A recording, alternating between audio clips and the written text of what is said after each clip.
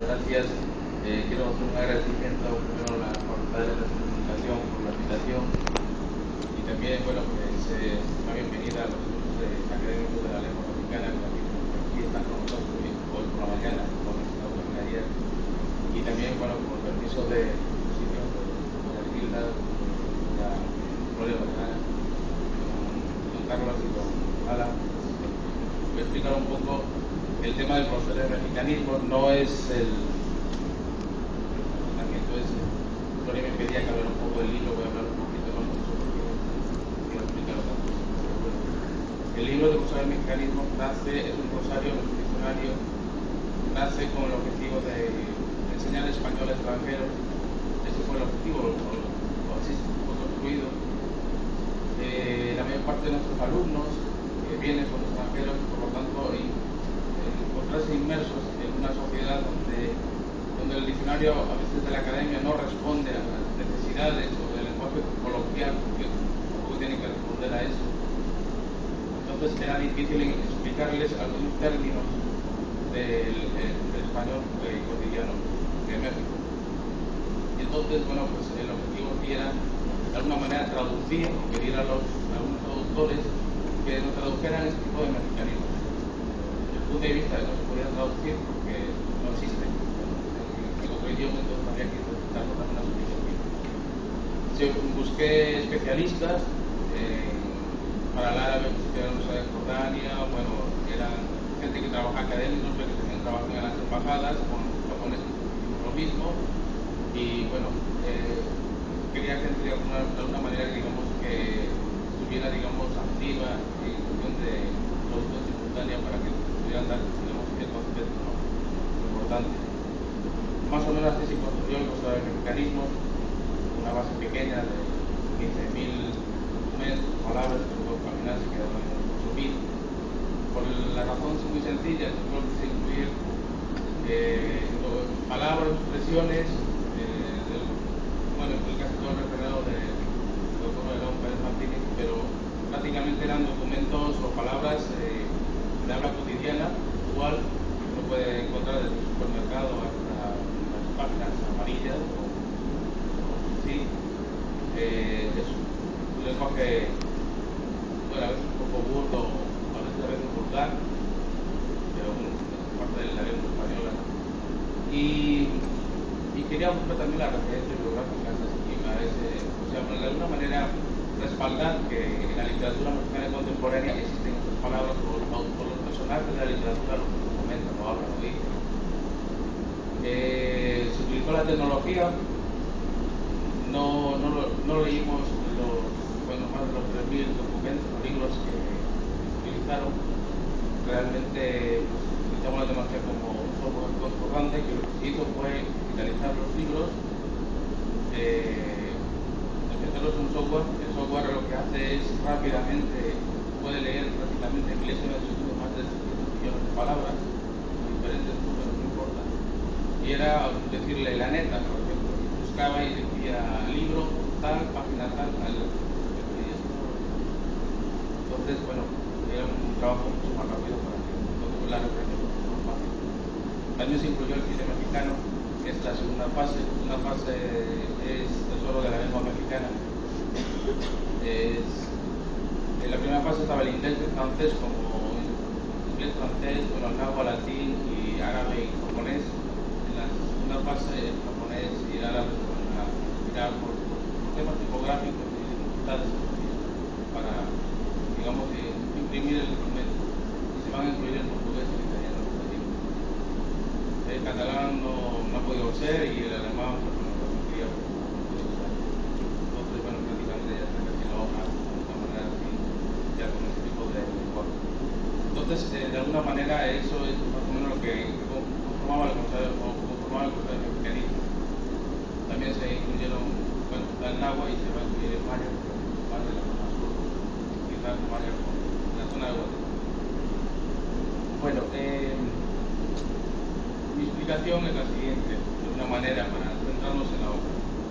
Desde la segunda mitad del siglo XX, la mayoría de los países han experimentado una serie de transformaciones y cambios vertiginosos con la finalidad de mejorar el producto de la educación y de adecuarse a la realidad sociocultural y económica de los tiempos. Hoy en día se utiliza el Internet y la multimedia para fines diversos, y aprender castellano de España y México mediante la misma no es una excepción. La necesidad de manejar una o más lenguas importantes, como lo es también conocer y saber sus diferentes variantes del español, como es el caso del español de España frente al español de México.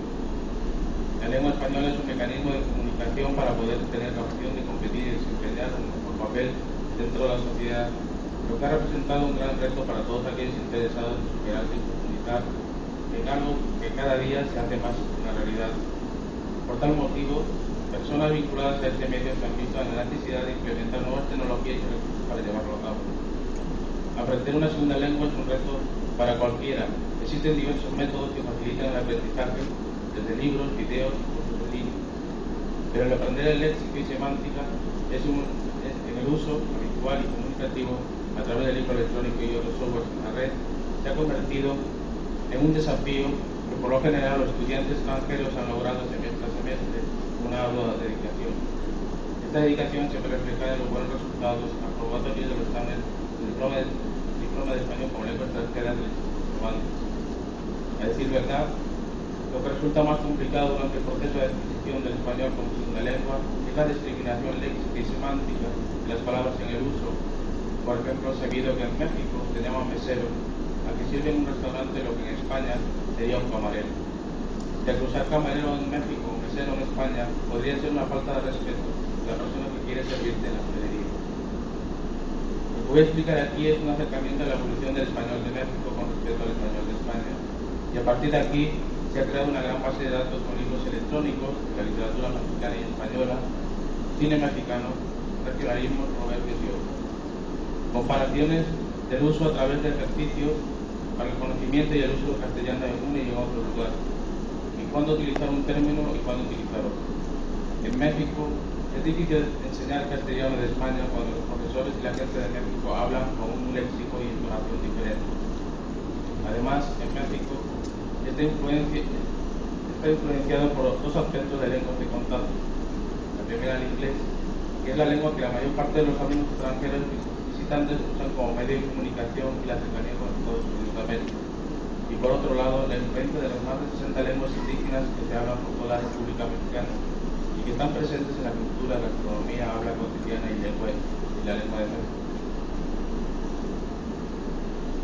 Es propio de la lengua mexicana ciertos fenómenos que se han producido en el habla y que son parte de la cultura mexicana, como los albures, modismos, presencias, neologismos, regionalismos, calor mexicano, vulgarismo, arcaísmos, aztequismos, refraneros. La sociedad latina es cálida, alegre y predecible, los cambios lingüísticos en el lenguaje coloquial y familiar. Por ello, los pueblos mestizos de América siempre están en pleno cambio en cuanto al lenguaje coloquial. Podemos encontrar ejemplos como acopalarse, chile, matanear, caldo, choro, payuca, fletar, busca, güey, cuaste, cabalche, la neta, la rola, mano, mordida, molleja, nan, pachuco, pastel, que onda, que gacho, que pedo, que sobre tanta barra, que padre, real, tepache, sacar boleto, talacha, te cayó el 20, te dan camote, te abandonaron, etc. Los préstamos de algunas lenguas indígenas como el náhuatl, el maya, el purupecha, el cora, el mazateco, el yaqui, el zapoteco, etc. En México favorecieron gran parte de los vocablos y expresiones que desplazaron al español peninsular. Otro aspecto importante que debemos abordar es el uso de la etimología y la lengua latina para explicar el origen de las palabras y el nombre científico de fauna y flora mexicana respectivamente. La etimología estudia el origen de la palabra y la verdadera significación, su estructura, transformaciones y cambios.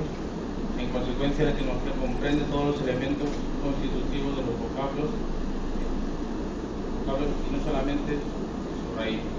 Podríamos decir que da ciertas características de identidad en las palabras, satisface la curiosidad natural de todo hombre medianamente culto, sirve para crear las palabras derivadas y compuestas, identifica arcaísmo, neologismo, palabras cultas y semicultas.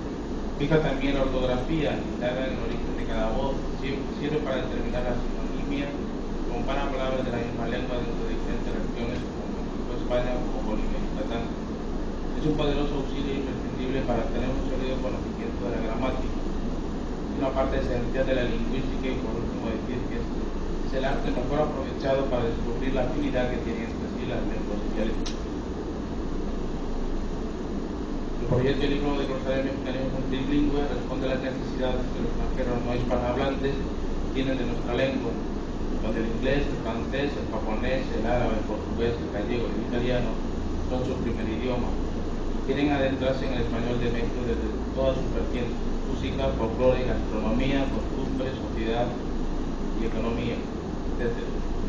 El libro se creó como la base léxica y semántica, y a partir de aquí se crearon textos en el castellano de México para la enseñanza-aprendizaje del español como segunda lengua, según el marco común europeo de referencia para las lenguas que van desde un nivel A1 a un C2.